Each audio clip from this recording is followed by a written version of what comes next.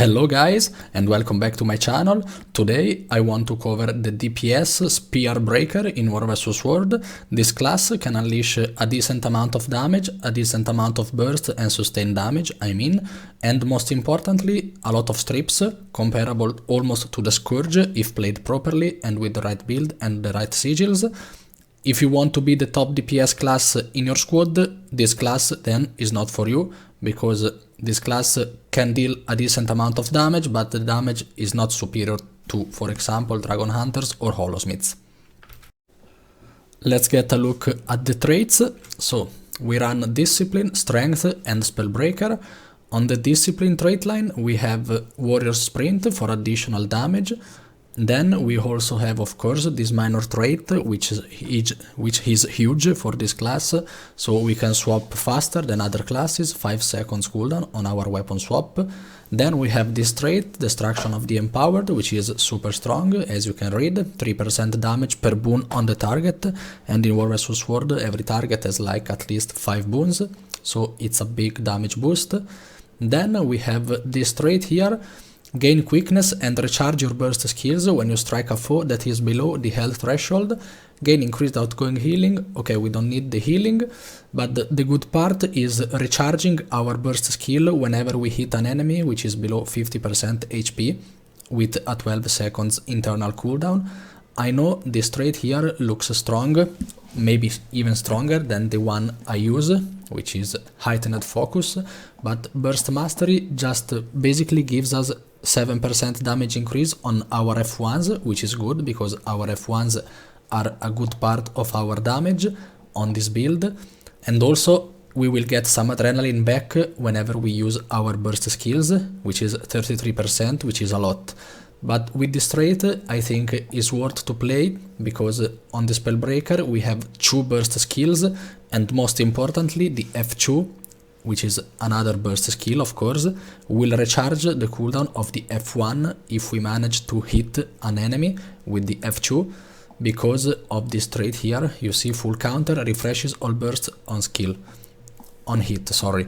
So with this trait we can do basically F1, F2, F1, then we can reset all the F1 and F2 cooldowns, and then we can F1, F2 and F1 again. So it really unlocks basically 3 more burst skills ideally, or if it goes bad you can refresh 2 of them if the cooldowns don't align, but still you can recharge 2 burst skills instead of 1 if you played Warrior or Berserker, because those classes only have 1 burst skill, but the Spellbreaker has 2 burst skills, so in my opinion this one is very huge and very good to play.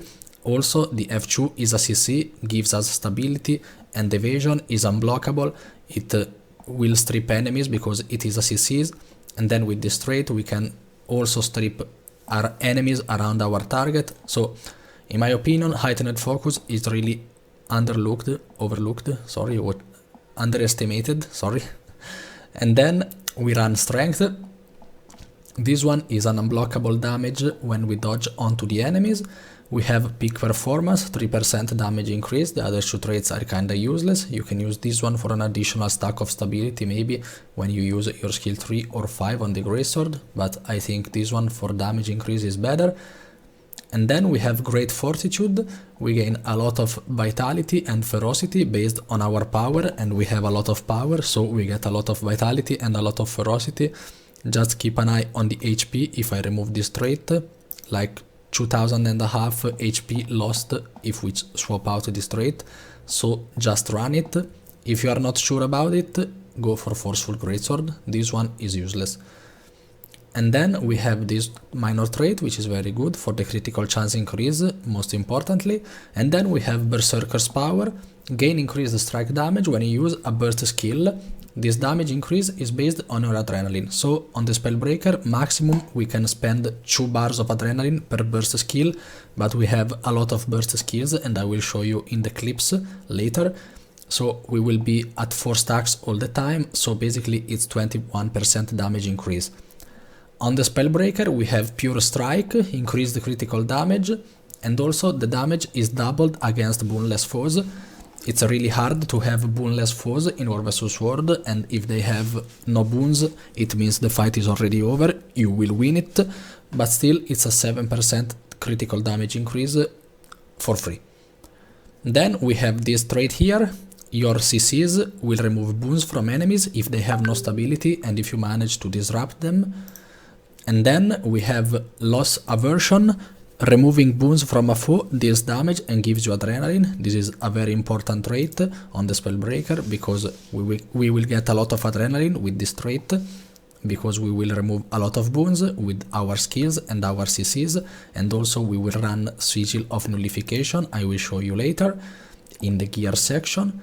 Then here we have some power, precision and ferocity whenever we remove boons or disable foes, and also what I already said, the F2 will refresh your F1 if you manage to land it on an enemy. And then Enchantment Collapse, removing a boon from a foe causes all nearby foes to lose additional boons. So whenever we remove a boon from an enemy, also 5 other enemies around that target will lose an additional boon, and also it's unblockable. Time to cover the gears.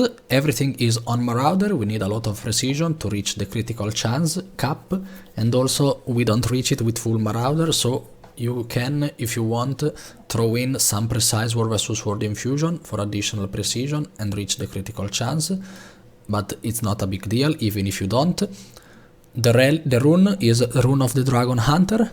You can also use a Scholar if you want, if it's cheaper. I don't really check it because I have legendary runes, so I don't really keep an eye on the price, but sometimes in the comments you ask me for some cheaper alternatives, so you can go Dragon Hunter or Scholar in this case. On the spear we have Superior Sigil of Nullification, remove a boon from a foe after striking from its flank or when they are defiant, internal cooldown 5 seconds. This sigil used to be super strong in the past because I think it had no cooldown, or maybe it was lower cooldown, I don't remember properly, but still now it's kinda bad. But on this class I like to run it because of this trait. Removing boons from a foe deals damage and gives you adrenaline, and we need adrenaline, and also removing a boon from a foe causes all nearby foes to lose additional boon, so you will remove basically 6 boons instead of just 1. Superior Sigil of Bloodlust for some additional power. And then on the Greysword we have Nullification again and Hydromancy. Whenever we swap to Greysword in combat we will deal some AoE damage around us, and this damage can deal like around 4k in real situation when you have might stacks and you have enemies on you. You see, you swap, it's like 2k without might stacks and without buffs, modifiers and so on. For example, we didn't have Berserker's power. And also swapping to the Greysword when we have that sigil of Hydromancy will also hit enemies, of course, and hitting enemies will give us adrenaline, so it's really huge to have in my opinion, and it most importantly makes our burst stronger because we deal like 3 or 4k damage around us, and then we can immediately F1, which hits pretty hard, so we can really down enemies in a matter of seconds. And then everything else is of course Marauder, as I already said, and the relic is Relic of the Thief. Upon striking an enemy with a weapon skill that has a recharge or resource cost, gain increased strike damage, so it's basically 5% damage increase for free, because we will have all the time 5 buffs, you see, 5 stacks, sorry, you see how easy it is to have them. The utility skills we use to the limit because it will give us full adrenaline, so just enter combat even from range. For example, the enemies are far away but you can manage to land and hit on them, or they hit you maybe, so you enter combat but you are still really low on adrenaline. With this skill you can use it basically for free without losing much because you have healers to heal you, you don't really need to rely on your healing skill. So let's say I enter combat here, I need adrenaline, the fight is still not starting, I can do this, full adrenaline, I don't lose the signets, don't waste the signet of fury in this situation, use this to do damage and also to recharge your adrenaline if you have no other option. So now we can start to cast our F1s on the enemies from range. Then we have Signet of Might, improves power, and also if you use it, attacks are unblockable and you gain might. This is very good paired with the skill 3 and also with the F1s. I will show you later why on the usage of the skills. Signet of Fury improves precision, and if we use it we get full adrenaline and also improve precision and ferocity for like 4 seconds, so our damage is boosted by a lot. Then we have Break Enchantments, which is really strong, low cooldown, big AoE around us, unblockable, basically instant skill, removes boons, deals a decent amount of damage, and synergizes really well with this trait for the adrenaline and this one for additional boon removal. For the elite skill we use Winds of Disenchantment, which is this bubble which removes boons and hits enemies and destroys projectiles. It's unblockable, and also any boon duration is reduced on the enemies by 33% on 5 enemies at a time per pulse basically. And if you don't like this elite skill, because some people I know they don't like it, you can also go for the battle standard, which is now really stronger than before because we have no scourges anymore which can revive people and move them from the ground. You can have a safe stomp using the battle standard or reviving your allies, and this is good also for the revival part, of course, because we have no scourge on the enemies but we also have no scourge on the allies, so it's one of the few tools you can use to revive your allies instantly.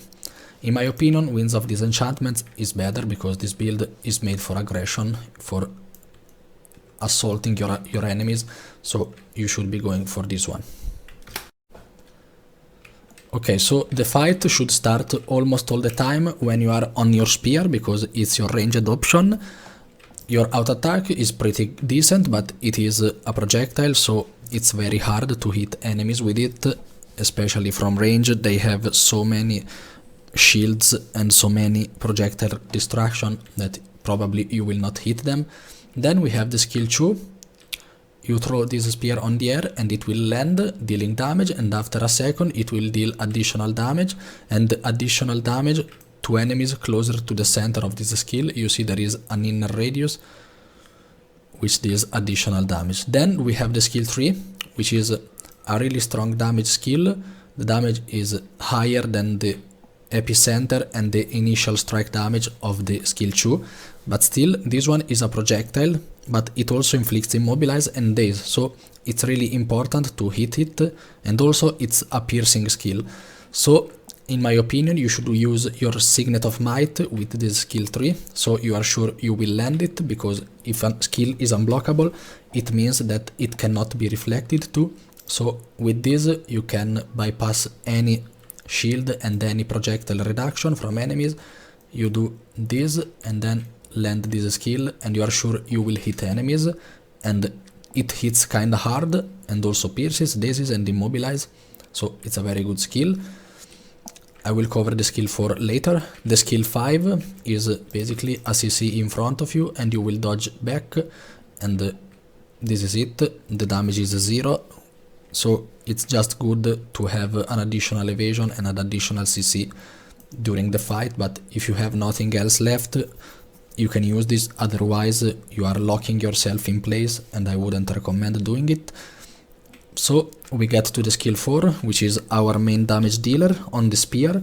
It's super strong. It used to be like hugely strong. It was nerfed hard, but still it's very strong. Basically you perform a small attack, and if this attack lands you will start to deal damage on your target and around the target with these raining spears on the enemy.